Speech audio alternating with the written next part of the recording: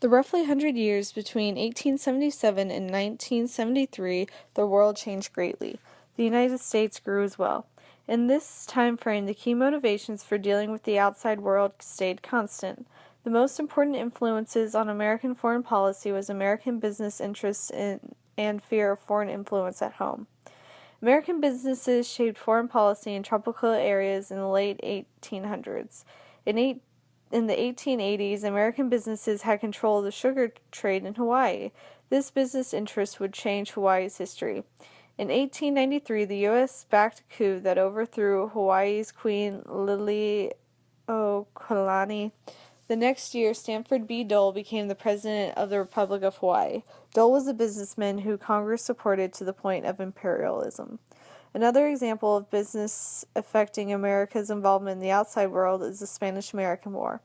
At the beginning of this war in 1894, the general population did not want to get involved, but by 1898, public opinion had changed. There are quite a few reasons for America's intervention, but one very notable reason is business interest. American business owners wanted Spain to stay out of their businesses. The economic crisis of 1893 led to a push for new markets, and Cuba was the ideal place. After the war in 1901, the United States forced Cuba to sign the Platt Amendment to ensure American business owners security on foreign land. The United States invasion and occupation of Haiti from 1915 to 1934 was largely due to the fear of German influence close to American borders. According to the U.S. Office of the Historian, German trade dominated business, and many German men would marry Haitian women as a way to secure their economic interests. President Woodrow Wilson used U.S. Marines to control Haiti. This led to the installment of Philippe Sadre Dardeguande as president of Haiti, which ended the fear of a German stronghold in the Caribbean. America's actions, because of concern with the prominence of the Triple Alliance country, displays how the U.S. changes foreign policy to fix the problems of potential outsider influence. The Johnson-Reed Act of 1924 was influenced by a fear of an immigrant population having any kind of majority status and businesses' need for cheap labor.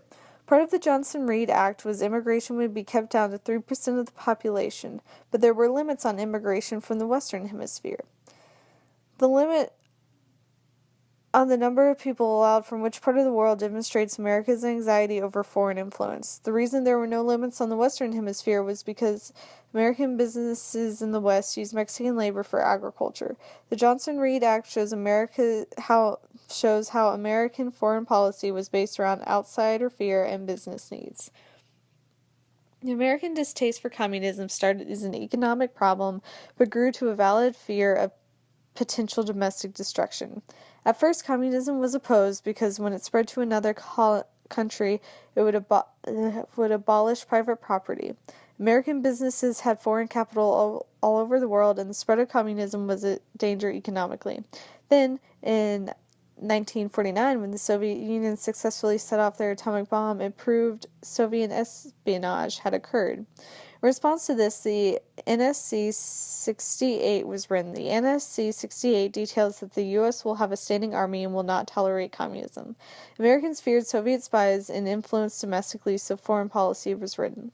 The United States has used foreign policy to protect business interests through force in Hawaii and Cuba, immigration with the Johnson-Reed Act, and opposition to the spread of communism. America has also changed foreign policy to prevent external influence through the occupation of Haiti, immigration quotas, and the NSC 68. All these instances point to American business interests and fear of outsider power to be the primary motivations for foreign policy.